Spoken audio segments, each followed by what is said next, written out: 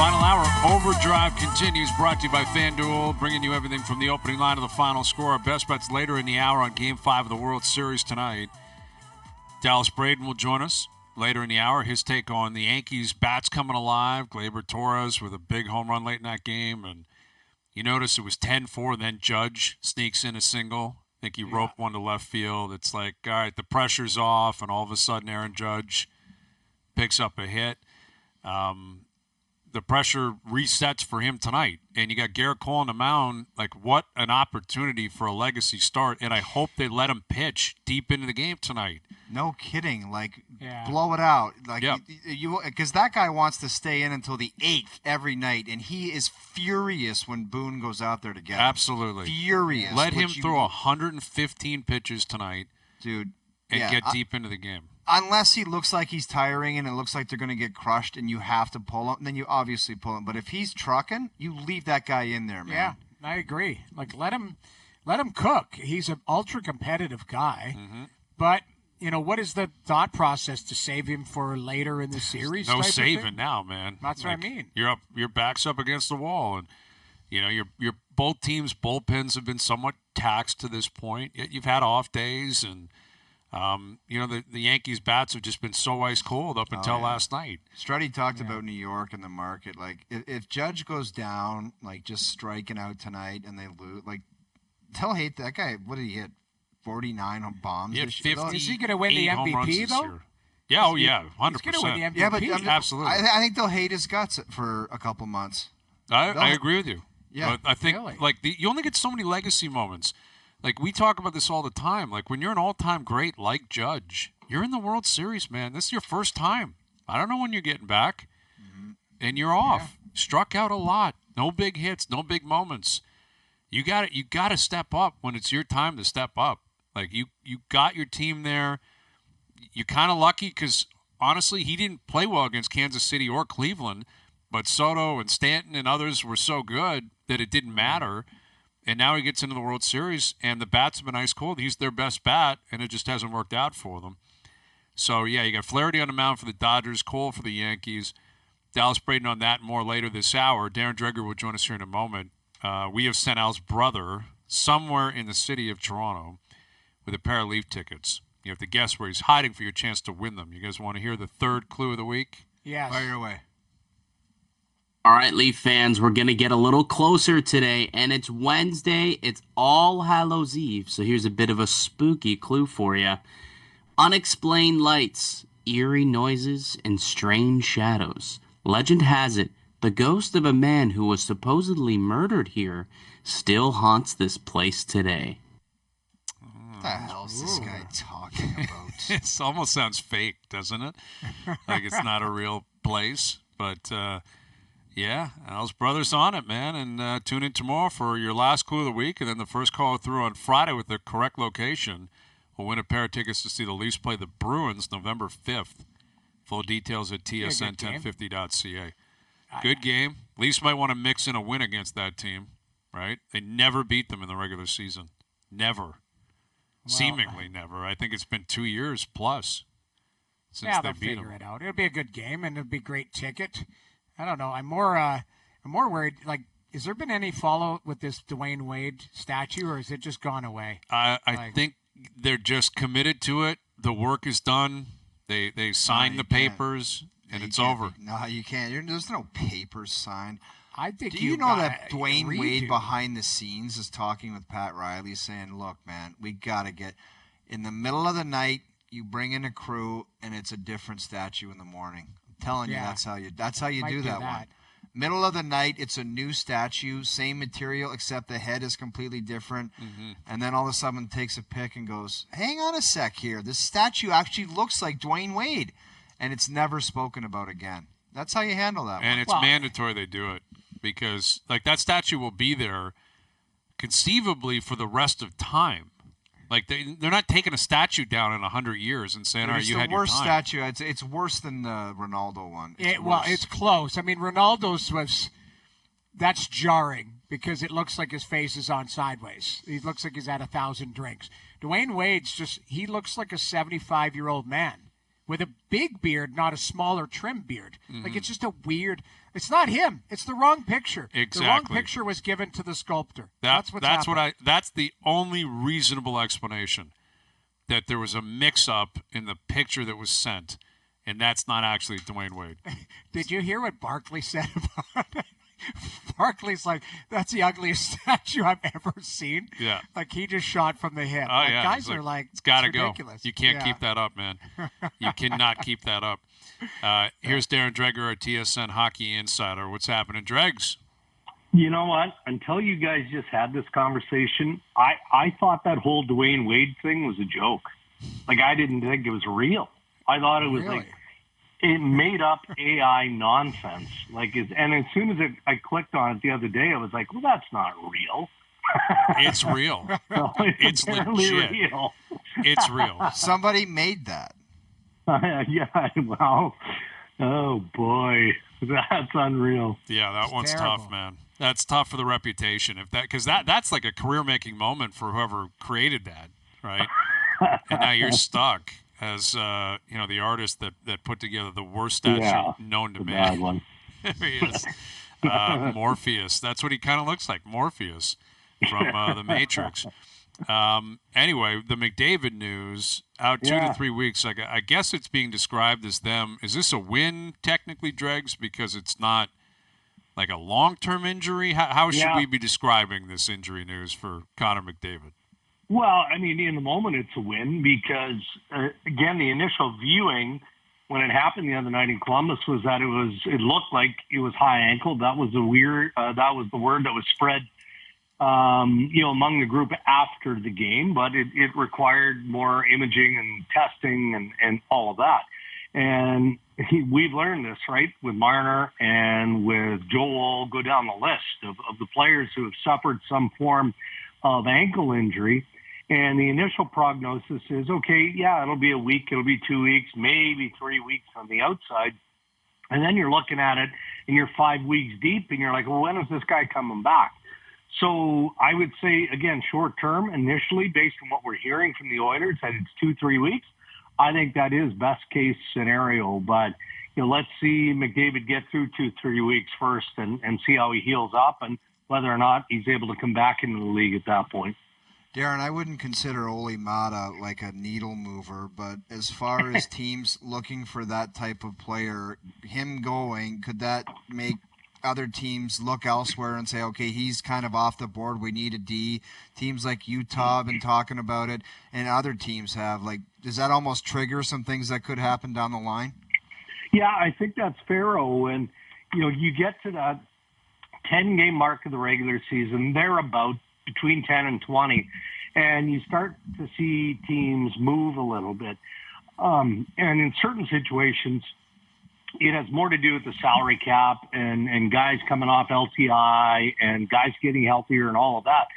So if you want to relate that deal, so Ole Mata goes to Utah for a third-round pick. Okay, I think everybody thought that was a fair deal. Ole Mata isn't the player that he once was, and he's, 30 years of age? But now you start ticking the boxes and you start looking at other guys. And I'm looking at Toronto, and I don't think there's a ton of interest, say, in Timothy Liljegren, but I do get the sense that there's enough interest that he's going to get moved here in a short period of time.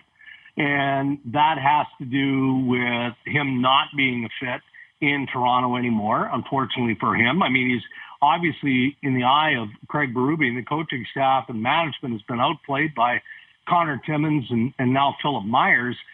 So there's really not a spot. Hakanpää isn't that far away, is my understanding, with the Toronto Maple Leafs. So I think as soon as Brad Treliving can find a suitable home for Timothy Liljegren, he's going to pull that trigger. And I think there's enough interest it could happen sooner than later.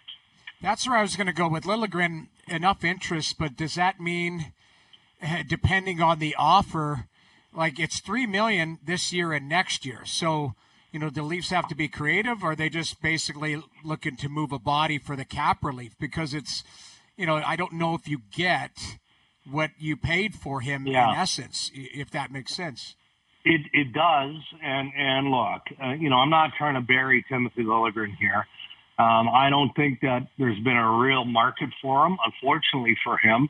But all it takes is one team, right, Noodles? If you get a team, a lower end team to step up that says, all right, well, you want to do, or I'll do you a favor now, you do me a favor down the road, then maybe it works out that way. Or you look for a team, and that's why Utah was curious. So Utah went through their business, and first they wanted to make sure internally that they didn't have somebody who could step in. Well, obviously they didn't have somebody to step in.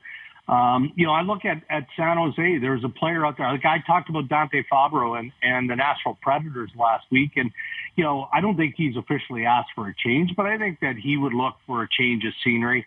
I look at Matt Benning. There are players like Timothy Liljegren out there, which I think impacts the market. So if you're Brad Treliving and you've got one team or two teams even better, and you have an opportunity to make that trade or make that, then that's what you do. And I think even though there's little, I think there's limited interest in Liljegren. At least that's what I'm getting early this week. What is the interest around the league in Nick Robertson?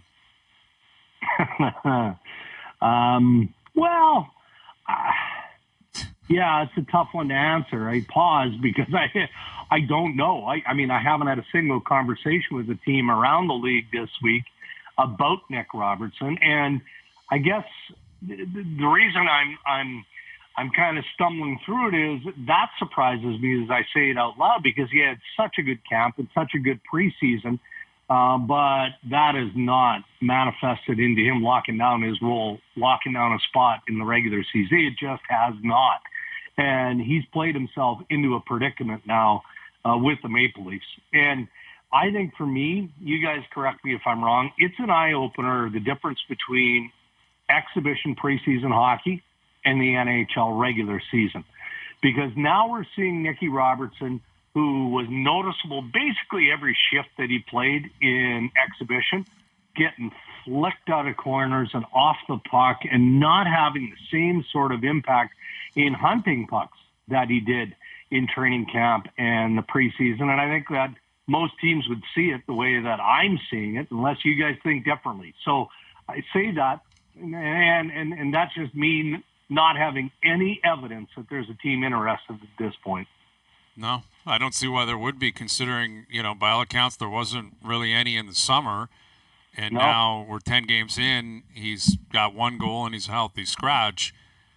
Why would there be? I mean, it sucks for him, but he can't complain that he wasn't given an opportunity. Berube played him.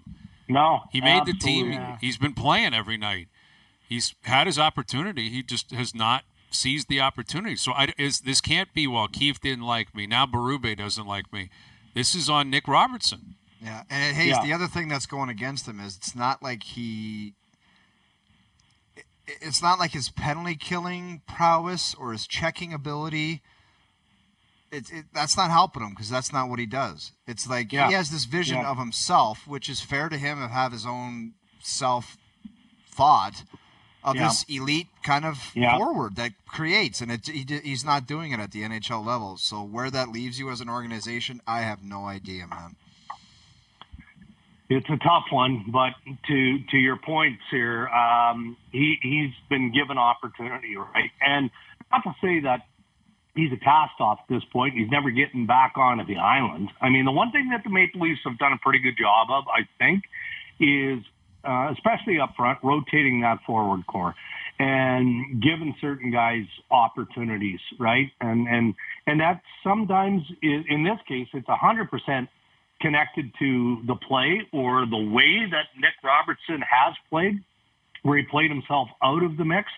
But that doesn't mean that he can't play his way back into the rotation. Like, Brad Treliving has been very protective of the word depth and having that depth defensively. We talked about Liljegren and chances of him getting traded earlier, and now we're talking about the forwards. And it's kind of nice when you've got that internal pressure and that competition level. But, the coach has to see that from the player, not just in games, but obviously in practice now as he's on the outside looking in. Dregs, what do you make of the report of the valuation of all of the organizations coming out now? Every team in the National Hockey League seems to be at $1 billion or more. Yeah, well, I'm not surprised because I've been to enough Board of Governors meetings, Noodles, and I've been, in proximity to Bill Daly and Gary Bettman enough over the years, and in those scrums where they've talked about the growth of franchise evaluations and whatnot. And I think for the most part, the National Hockey League has done a real nice job of that. I think that the true shot in the arm of late, though, is, Arizona becoming Utah, right? Because now you've got a fresh, when you look around the National Hockey League and 32 teams, are you looking at a team and you're going, wow, I'm talking about off ice here. I'm not talking about on ice. That's a completely different discussion. Off ice, I don't think we're looking at any one organization anymore and going, well, that team just can't cut it anymore. They just don't have it. So to flip Arizona, and ultimately it turns into Utah, and the excitement level that Ryan Smith and that group is generating in Utah, I think that's a real shot in the arm across the National Hockey League. And it's also why, the next round of board meetings, we're going to be peppering Bettman with the questions of further expansion. That's been nibbled on over the last several weeks, and it's easily dismissed. But, hey, these owners across the NHL are no different than any other major sport owner or any other corporation head or any of that. They're in it to make some money. So if you can make money by further expanding, and the expansion fee is $2 billion or more, well, guess what's going to happen? It might drain the talent pool and the feeder systems and all the nonsense that goes on, but it's a pretty big win, I would say, for the commissioner's office in New York. Absolutely, man. I always find though that they push back publicly on that, right? Like these publications, they're doing their best to find out as much information as they can. It's a ballpark number. It's not necessarily precise. I was going to say, it's like there seems like there's some, you're a billion, the token billion, got to be a billion. Right. I don't know. Yeah. They obviously don't have access to the books or what have you, but still it is a sign of where sports has generally been going for a long time. That pretty sound investment. Like, generally speaking, franchises just become more and more valuable as time goes on. Yeah, well, and they drift to the lower systems too, right? Like try and get your hands on a piece of the Ontario Hockey League now, a team or Junior A or some of the other lower level tiers. You got to be, in your category, fellas, multi-millionaires to even come close to that. The Junior B team. We should look into that. We need to invest in one of those. Yeah, I have to wonder that, like how many people are showing up at these type of junior rinks and what kind of money they're pulling in. Yeah. It depends. Do you think the Hunter brothers are enjoying life out there in London? Oh, yeah. And they print money, right? Well, London certainly would. Oh, yeah. Yeah, certainly would. Yeah, it's minor league hockey and ownership, man. It's you have to be committed. Like those owners are passionate and committed to the city that they own, because it's not free falling with cash. Like they have to grind through and work with the city. A lot of them. Right. It's local investment, right? Small town investment. There's only so much money in some of the small towns, so yeah, for sure. All right, Dregs. I will leave it there. Look at us cracking business. I love it. I know. I love it. All refreshing. Over it. Yeah. Very impressive. We'll do it again soon. Thank you.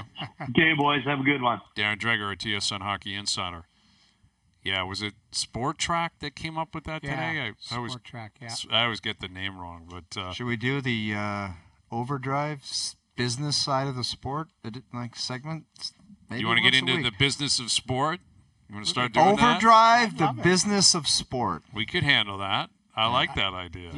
You guys know I'm part of a trivia question, right? You guys know that I used to own part of the Johnstown Chiefs, right? Yes. I was in the Texas Wildcatters, an East Coast League team. There you go. I was in an investment. Like minor league hockey is not it's not a cash cow. It's a passionate thing. You got to grind, right? Like I know some guys that own like junior teams in smaller markets in the province, and you got to coach. You got to you basically have to own it, GM, coach, and the city's got to work with you on building leases. All these things like. The Johnstown Chiefs, that was a mess. We bought it for $1 and absorbed a bunch of debt. It was crazy. They were paying us to stay there. it was, and it's sad because the fans wanted it to stay. Like, that's the old War Memorial, wherever the hell the rink was called. Like, it was gritty back then. But honestly, like, minor league hockey, I love, like, the fans are, like, genuine there because they're coming to watch their team play, man. And, like, Right. Love the team, turnover all the time, not committed to players because they don't stay long enough. No. Tickets don't cost a fortune because there's only so much you can charge. That's the reality. All right, Dallas Braden coming up. Our best bet still to come. And OverDrive's getaway from Tay-Tay. We announced this yesterday. This is pretty significant stuff because we know who's rolling through town. Right? It's just a matter of time here. It's a few weeks away. And getaway from Tay-Tay is your chance to ditch the chaos when Taylor comes to town and go see Travis instead. To enter, visit tsn1050.ca and submit your very own OverDrive-themed song today. You can use or submit lyrics, send an audio recording, even record a video. Our favorite song will win the tickets to see Kansas City play Buffalo on November 17th. You'll get a hotel stay and $500 spending cash. Details at tsn1050.ca. tsn1050.ca. What a ball game that's going to be. What an atmosphere down there. Kansas City, Buffalo. That's going to be a great game. Yeah. So, get in on that. tsn1050.ca. All right, Dallas Braden coming up on Game 5. Yankees, Dodgers tonight. Best bet still to come. OverDrive continues. TSN 1050 and on TSN 2. We talked a lot about the playing right field last night. Mookie Betts, 2 idiot Yankee fans. I can't believe you don't think those guys are going to get in that building tonight. Unless they are that sophisticated, which wouldn't be out of the question. They have facial recognition. Well, they do. They have AI and all of that stuff. But I don't know if you can actually execute it. I know you go to airports nowadays, you walk up to customs, like they know who you are already, like the AI and facial recognition. Like I would suspect these, the in the Bronx, like at the Yankee Stadium, they probably have that. I mean, think of the security threats nowadays, with terrorists and all of that other stuff going on. I mean, to me, the security should and needs to be beefed up. I don't know, to keep this out, though. Yeah. I mean, that's the thing. Like, it's a bit of a stretch to think you're going to have guys. I'll say it again. Mookie Betts, tonight. Like, bravo, Mookie Betts. Like you said, you know what? The guys were stupid, but at the end of the day, it's like we're over it. I'm moving on. Like, if he had a bitched and complained and said the world's a mess because of this, it would have turned into a massive problem, man. Yeah. But he just said, the guy says, I'm over it. I got to focus on the game tomorrow. End of story. I think it's also calculated for him because if you feed the beast in New York, like you don't want to wake that crowd up. They're kind of asleep. They think the Yankees have screwed themselves over here.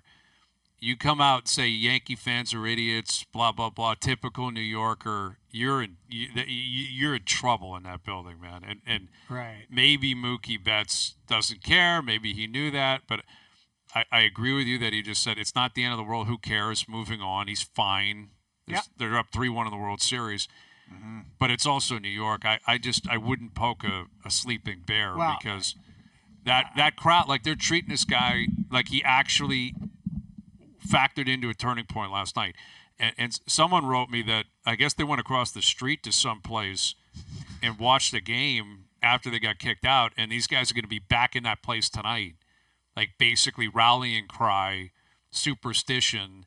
The two guys that got kicked out for trying to steal the ball off Mookie Betts, they're across the street at some pub in the Bronx.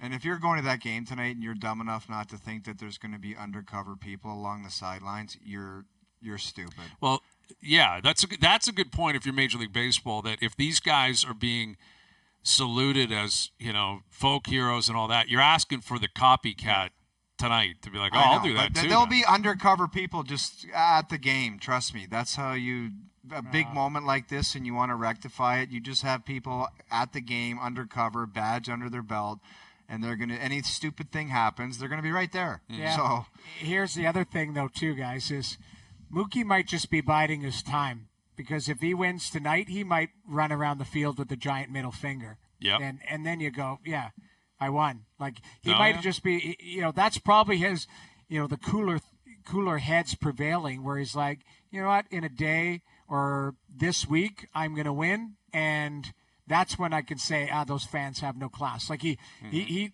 because in his mind, the job's not done yet. They lost last night. When the job is done and they win, he might have a different, colorful conversation about it, but Absolutely. not right now. Yeah. You know? And Freddie Freeman with another home run last night. My God, this guy, that's all he does. What is it, 5 World Six. Series games in a row? Six. Six World Series games in a row with a home run. And he hit home runs coming into the World Series as well. Like in the NLCS, this guy was crushing balls. And, he's been banged up. He's hurt his ankle or whatever. It does not seem to affect him whatsoever. And there's a prop, like to see hit another home run tonight. But, the Yankees, they came alive. They came alive last night. They survived. You just want to avoid getting swept. Dodgers are still going to win this thing. I'd be shocked if they didn't. But you don't want to get swept. And ideally, you want to win tonight so you don't lose in your home park.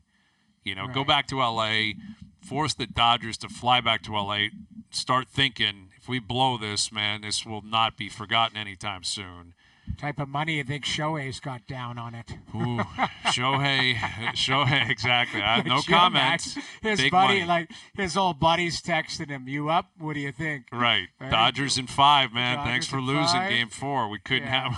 I sent those guys to pry that ball off Mookie. Guys, I can't stop thinking about it. I brought it up the other day, but I just can't stop thinking about how dumb the Angels were not to get that guy into the playoffs at least one time. Yeah. With Trout healthy a couple of years, it's like, and what his arm were you working. doing? His arm working and Yes, pitching. he was also pitching. Yeah. This guy was a stud ace horse on the mound who could hit Dude, 50. a unicorn, the best player on the earth, playing with the other guy who was considered the best player on earth. And you couldn't put guys around them to... And it wasn't even close. No, it wasn't close, man. It really wasn't. That was the running joke. Like, you'd look at the box score after a game, and you'd be like, Ohtani 4 for 5, 2 home runs, Trout 3 for 4, double, triple, 2 walks, Angels lose 9-7. Yeah. You're like, what is wrong with you guys? Like, these guys are doing everything they can to help you win. Everyone else on this team is a bad news bear. It just, the whole operation is poisonous. All right, Dallas hopefully will join us here in a moment. I texted Al's brother for an early lean on the game tomorrow. What's he thinking? I think we're leaning in the same direction here. All right, we'll give you our answer tomorrow, but I think we see this very similarly because it's a fishy line. Like, the Jets are a 2-point favorite, and they're the Jets. They're 2-6. They fumbled. So what could all over possibly make them themselves. come up with that line? Tell me. My only thought would be that the money keeps coming in because people keep thinking there's no way the Jets start 2-7. That's what I'm thinking too. Is that people are going? They're going on reputation saying Aaron Rodgers back up against the wall is going to have a game. Has that's to really win. That's what they're saying. Exactly, and that's why we took them 2 weeks ago against Pitt. Al's brother and I had the same viewpoint. I'm like, they're not starting 2-5. They got too much talent. They'll find a way to get a win. Yeah. And they got blown out. And then they lost the next week when they were a big favorite. And now you got Houston. Sure, Nico Collins is banged up and Stephon Diggs is out. Everything else is working for Houston right now. And they're 6-2, I believe. A really good team, a playoff team, a well-coached team. Why would you expect them not to go into New York and beat the Jets? The Jets just self-inflicted wounds all the time. All the time. And that's going to be crazy. If the Yankees lose tonight and then the Jets get blown out tomorrow, like, what a talk radio day. Dude, Well, we turn just of talked events, about Aaron right? Judge being hated if he continues to go down swinging. Like, if they get skunked, I don't know what, like, the fan reaction to Rodgers has been, but don't they just start hating that guy's guts? Yeah, I think it's a tough week in New York if your name's Aaron. And Oh yeah. really, I mean, Judge will eventually, they'll breathe on that because it's the World Series and he had 58 home runs and he had 62 a few years ago. And the guy's going to win the AL MVP unanimously, I would think. Rodgers is different, though. He hasn't done he's not a New Yorker. Like, that's another thing about, like, big cities with rich sports history. Like, you got to be one of their own And Rogers is still an outsider. Like he's a guy that stormed in from Green Bay. He barely played last year. They wanted to believe in him this year. Jets fans are turning on him, immediately turning on him because 2-6. He's just been okay, not great. He was supposed to be the savior, and Judge will get over it. This will certainly hurt. If he struggles tonight again and they lose in 5, that's a big hit. It's a big hit for your legacy. It's something that he's going to have to answer to. You have to. You got to show up and talk about it and explain why it went so bad. Rodgers, I don't think has the ability to come off as humble or a guy that's learning. Man. Well, and he hasn't been great in a Jets uniform where at least Judge, like you said, he's going to win the MVP. He's broken records. He's actually set a bar for himself. The bar is Aaron Rodgers, his reputation. Yeah. It's not what he's done in a Jets uniform. I always go back and just think big picture, like in the past, and just like, if he was all that, why were the Green Bay Packers dying to get him out of that locker room? That's what I always go back and think about. Guy that just didn't want to show up, was a pain in the ass, and had to do this and had to do that. Like, can you imagine? A lot of organizations would have said, we're going to let this guy. It's just like the LA Dodgers with Clayton Kershaw. They're going to let that guy go out there with a cane and pitch. Mm-hmm. You know what I mean? They're not saying to themselves, we just got to get this guy out of here. They'll let that guy go out there with a cane and pitch because that's what they think of Clayton Kershaw. Mm-hmm. Right. But Aaron Rodgers, they want it like most organizations would say, dude, you got this as long as you want. We'll transition and we'll figure it out when you're done. They couldn't wait to get him out. Yeah, that's the reality, and they're that's better a reality, for it. And that says something. They're man. better for it. Yeah, of course everyone can they breathe. are, man. Everyone can relax. They made the playoffs last year. They're likely to make the playoffs this year in Green Bay. Dude, people thought Matt LaFleur was a lunatic when he drafted Jordan Love. Like, you're a Green Bay fan. People were snapping. Going nuts. And a lot of that was Rodgers-based because you still have this guy. He felt like he could still play. He could. He won 2 MVPs after they drafted Jordan Love. He did. To his credit, and he deserves that credit because he went out and did it. But it was clearly a great pick. They traded up to get him. That was another thing. It wasn't hey, fell in our lap, what do you want out of us? Of course we have to take the guy. They traded up to get Jordan Love because at the time they thought Rodgers was cooked, and I think they were also thinking this guy's going to be a pain, and we want out from underneath it. And it took them a while, but eventually they got out, and Green Bay's in a much better position. Well, much better. Clear message. Like that. Remember that? Like, you're right. He won MVPs, but it was a clear message. They wanted Jordan Love. They traded up to get him. Yeah. And they were going to play him at some point, Noodles. That's basically saying it's spelling the end of you. It's just a matter of time. You'll be gone. That's it. And that's what led to the confrontation and the icy relationship with the front office and LaFleur and Rodgers, because Rodgers knew it and they knew it, and there's not much they could say. There's really not much they could say. Hey, we didn't believe in you anymore, and you showed us. Look what you did. The next 2 years. But it's a sign of well-run organizations and poorly run organizations. When you're well-run like the Packers, you can move off Aaron Rodgers and be fine. You can move off Devontae Adams and be fine. Kansas City can move off Tyreek Hill and be fine. If you're dysfunctional, you're desperate, you get Rodgers when he's done. You trade for Adams when he's not the same guy, and you pay the price. If you lose a guy like Tyreek Hill, your whole team's garbage if you're not run properly. Right. And look at Kansas City. They've won 2 Super Bowls without him, or one Super Bowl without him, or whatever it is. And don't kid yourself. They had a meeting about that guy, Hayes. They sat and they probably had to sit in a boardroom and say, this guy's really good. Like, our quarterback loves him. He's probably the fastest player to ever play the game. Mm-hmm. Are we moving on from him, or are we going to pony up the cash to pay him? And they came to the decision, we're moving on from the player. We got to disperse the money elsewhere. Yep. And that's tough to do, man, because other organizations, they don't look past that. They also don't have Patrick Mahomes, but they say, we got to pay this guy or we're screwed. Look at Buffalo, Stephon Diggs. See you later, man. Well, move on. Injured too now, right? Exactly. He's done for the year, which sucks for him. But it's like, do you have a coach? Do you have a quarterback? Do you have linemen? Do you have a defense?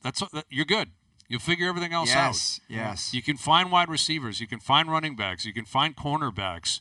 You got to have the core of your team solidified and have faith in it and trust your system and your drafting and your developing. If you do that, you're going to win a lot. I think one of the best quotes I've heard from management types, whether it be sitting on the desk with Dave Poulin or talking to people at the World Juniors when I'm doing my pre-scouts before the games, one of the great sayings is the best evaluation from an organization has to be of their own players. Like, you really got to know what you got and what they mean to the team. Mm-hmm. Not the second-round pick that was drafted by another team that might be included in a trade. Your own players. You have to know the value and the consequences of them leaving. Yeah. Like, your own team, you have to know the value of your own players. It's imperative, man. It's a house of cards. And, it's a great point. You have to know it. You have to know who's important, who you can live with, who you can't live with, all that kind of stuff. How much to pay them, it's another thing. That's it. You overvalue, you overpay, you're going to get burned, man. It's in-house evaluation is what I call it. You got to know it to a T. Have to have it. All right, we were doing some arbitration last hour. I've got a few more for you guys. Rapid fire. The New York Jets, we were just talking about them. New York Jets roll into arbitration. They're offered 2 more seasons with Aaron Rodgers as their quarterback. Do they take it or leave it? No, are you high? Did you not listen to what we just said? I understand that. For 20 minutes about getting rid of this guy. I'm with you, but do you realize what they had before he was their quarterback? That would be the difficult thing, and there's an organization again. How could you possibly send a message to your fan base, we're going to start over? They'll go crazy, man. Mm-hmm. Yeah, crazy. Sam Darnold? Who was the other guy? Zach Wilson? Zach Wilson. Remember Mark Sanchez? Was that the Butt Fumble guy? Butt fumble, Mark Sanchez. I'm leaving it because you're no good with him. Why the hell would you want to keep it? I'm leaving it. No thanks. I think there's got to be somebody out there that you could replace him with. Like, we always hear the term from the analytics community, replacement level. Is there somebody who is replacement level on Aaron Rodgers? This guy was supposed to be the ultimate replacement. Everything was in place. All they were missing was quarterback play. And they brought this guy in, and it's a gong show. Yeah, but he's 40, and he's distracted, and nothing's his fault. Like, and he's got a bad attitude. That's why I'm getting rid of him. Lieutenant Dan. Exactly. Like, he's got a bad attitude. He does. He's got a bad attitude. And he's never going to take it on the chin. It's never going to be about him. I would leave it too. I'm not doing 2 more years after this. No way. Maybe I get talked into one more desperate year, but 2, no chance. Winnipeg Jets walk into arbitration. They are offered a loss in the conference finals. Do they take it or leave it? I think you got to take that. That's Final Four. Like, that's anyone would take a conference finals. Okay, and then you lose in the conference finals. So that's what it is. It's not you just get there and maybe you win. It's you win 2 rounds and you lose in the 3rd round. You're taking that? It's such a crappy thing, though. It's like it's a good thing, but it sucks at the end. But you know what? I'll take it as opposed to what happened last year. They got punted in the 1st round. Mm-hmm. Yeah, and that says to me that a lot of their players played well. Hellebuck, that they probably got scoring. They probably got some of the things that they I say there's a lot of teams that would take that. In Canada, like you could probably go with all 7 teams, and I think the Oilers would take that right now? Well, no, I don't think they would. I don't, because where they went to last year. Right. But I think everybody else in Canada would probably put their hand up and say, we'll take that. I think you're probably right. I think you're right. I mean, Montreal, Ottawa, all these teams that haven't been in the playoffs. Calgary would. But like I think people in Vancouver put their hand up and say, I would. Final Four. If I was Vancouver, for sure. Yeah. I think they're bullish on their team. I think they should be. But they made it to the 2nd round last year. Prior to that, they never made the playoffs. Is there any update on their goalie? It's coming up on 4 weeks. The other guy, luckily, Lankinen has played very well for them. Noodles, I want Thatcher Demko healthy in the net. That's all I care about. I love that guy. Listen, we all love him. I've been on record 20 times saying I think at some point he will win a Vezina. Right now, what you hear is this guy has a a knee injury that has never been, they can't find an athlete who's ever had the injury. I know. And it just seems, I've seen this play out where he's 2 weeks away from being 2 weeks away, and it just never ends well. I hate it. It's the same injury. I was in Vancouver in game 6 or game 5 in Edmonton, Vancouver. And I watched him skate that morning. And, I'm like, okay, this guy's like on the cusp of like coming back. He hasn't come back from that. That was last year. No, I know. June. I thought he was coming back last year in the playoffs. I know. But I think that was smoke and mirrors. I think they were seeing, getting him to skate and testing it and seeing if the pain was still there, because he's had a full summer to work out, and now he's not, not and available. I haven't read right anything now. that would suggest he's close. Yeah. There's got to be an update on him in the next week to 10 days, because it started them saying he thinks 4 weeks, and we're 3 weeks into the season tonight, or this week. So apparently positive. Rick Tocchet gave a positive update on one of the team star Noodles, players. he's done 3 of that this year. And every week and a half. Training Rick camp, says, he was like, I like what I see. I like what I see from so him. And here's I love the where comment. we're at right now. He's had like 4 really good days, which is good, said Tocchet about his injured goalie. He stacked some consecutive days together. That's a good thing. That's positive. Okay. So that's yesterday's quote from Rick Tocchet, October 29th. We'll take it.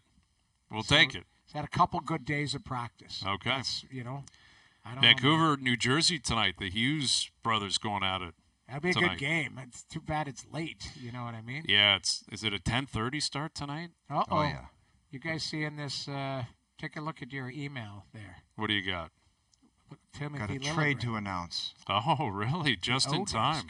Yeah. All right. Timothy Liljegren on his way to the San Jose Sharks for a 3rd-round pick. Is that right?